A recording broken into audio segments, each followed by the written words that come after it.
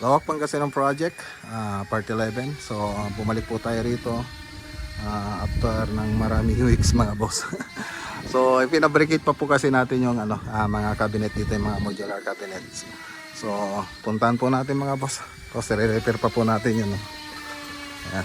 Tapos ayan, ito na po yung sa may TV console. So PVC foam board yung gamit po natin dyan, tapos nilaminate po natin. Tapos ito pa yung isang gagawin natin dito, lalagyan po natin yung cornisa yan. Ayan.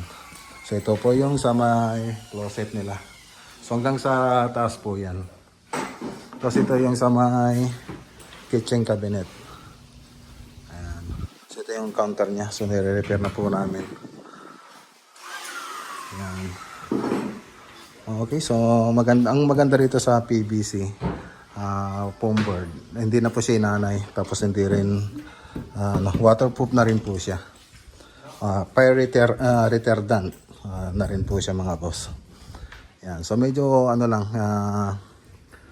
bumagal lang po kami dito sa production kasi bago lang po kami kasi na gumamit ng PVC foam board tsaka yung paglaminate natin. So karinong ginagawa natin kasi ginagamit natin yung mga marine laminated board. So laminated na po siya.